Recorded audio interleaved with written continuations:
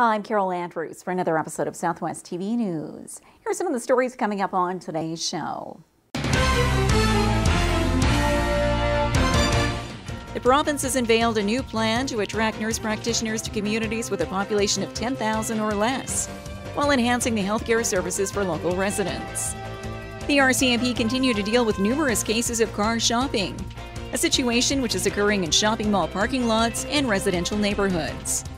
The Swift Current and District Chamber of Commerce is anticipating a bright future for the community, and as it continues to work as a resource for local businesses, the organization has unveiled a new board of directors.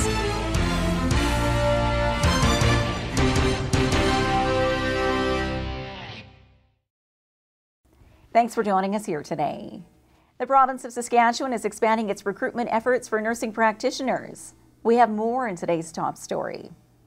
As recruitment of healthcare professionals to rural Saskatchewan continues to be a challenge, the province has unveiled a new plan to attract nurse practitioners to communities with a population of 10,000 or less, while enhancing the healthcare services for local residents.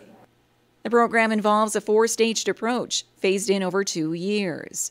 This includes registered nurses receiving wages and benefits for up to 2 years, while they receive full-time nurse practitioner training, based on a 5-year return of service agreement in the sponsoring health region.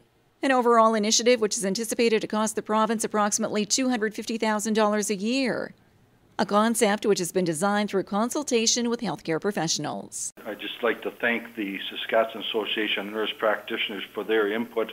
Much of this is based on their advice. When we announced our student loan program, they identified immediately that the loan program wouldn't help nurse practitioners. And the reason is nurse practitioners are registered nurses to begin with. They must practice as registered nurses for a minimum of 2 years before they're eligible to take the practical nurse training. And so they'd be people that are working, have income, and of course in other cases a higher income as well as family considerations. So they wouldn't be eligible for the loan program. This was really a Made in Saskatchewan strategy based on work with nurse practitioners, of course, and we've done a similar program with physicians with the return to service to rural and remote areas. The new recruitment comes as welcome news for areas such as the Cypress Health Region, who already have funding for 7 nurse practitioners and would like to see that staffing number increase. It does help us with people within the region who want to upgrade their skills to nurse practitioner level. Then they can go to school and get that education, and they have to commit to us for 5 years. There's also funding for people who want to relocate to some of our hard to recruit areas, and we've been trying to recruit to Shaunavon for since last June and have been unsuccessful so far. So hopefully this grant can help us bring in maybe a nurse practitioner there. And for those working on the front lines in rural Saskatchewan, the new program further stresses the importance of the role nurse practitioners play in healthcare. Yes, we can write prescriptions, we can order lab work, diagnostic testing, we can diagnose minor illnesses, we can do small procedures. I always maintain that we work very closely with the physician, and I think we complement one another. At this point in time, over 170 nurse practitioners are licensed in the province, an overall increase of 71% since 2007.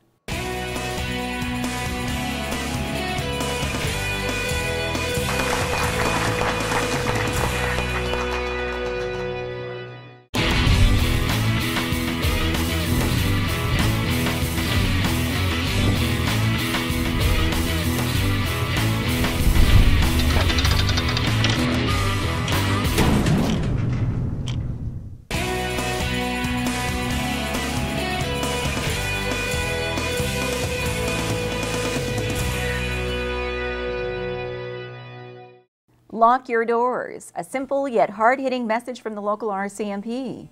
We have more in this report. The Swift Current City RCMP is reminding you to keep your vehicle doors locked and valuables out of sight. The RCMP continue to deal with numerous cases of car shopping, a situation which is occurring in shopping mall parking lots and residential neighborhoods. In these cases, thieves are actively seeking out vehicles that are unlocked, making them a prime target for theft of contents or of the vehicle itself. We've had people that walk down the streets, of course mostly at night and because of the cover of darkness, and they go along and try the doors of the vehicles, and any of the vehicles they find unlocked, then they go through them. So we would be requesting that people consider that and keep their doors locked. And also it is springtime and people are out gardening and stuff. If you're in the backyard, it would probably be a good idea to make sure your front door is locked so that people don't have access to that when you're out in the yard. We have had incidents, not necessarily here, but other places where people have gone down the back alleys to see if people are working in their backyards and then gone into the front of the house because the front door was open and taken their valuables. Sergeant Hura adds that if you do suspect any suspicious activity in your neighborhood, call the police immediately. Actually, the last string of break-ins into vehicles, that was a call from a member of the community, and we were able to do our job and catch the people as a result of help from the community. By simply taking the time to lock your doors or reporting any unusual activity in your neighborhood, you can help keep criminals at bay.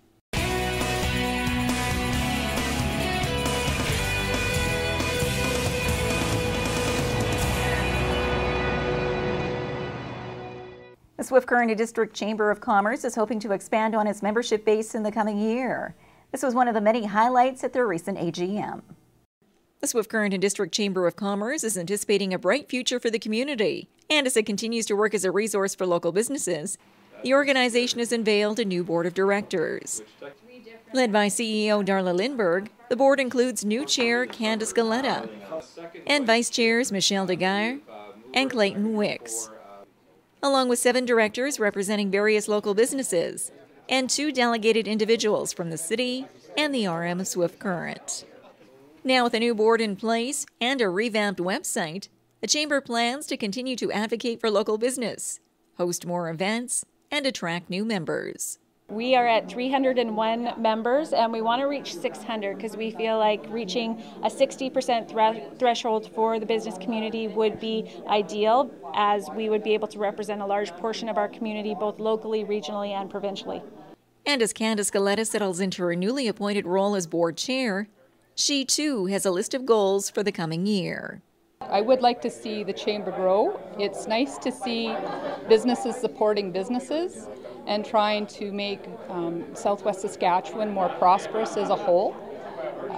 Attracting new people, new businesses is important. So I think we're going to continue to try and offer more member services, more chances to get together. Further details on membership opportunities with the Swift Current District Chamber of Commerce are available through their website or their office in downtown Swift Current.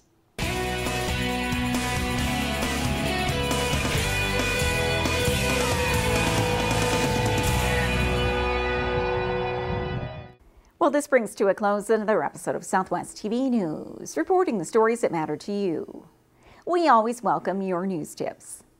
You can always reach us here by phone at our studio or by email to contact us at southwesttvnews.com. Also, be sure to join us daily online for the latest news from across Southwest Saskatchewan and so much more at mylocaltv.ca. And be sure to follow us on Facebook, Twitter, and Pinterest. Thanks for joining us here today. I'm Carol Andrews.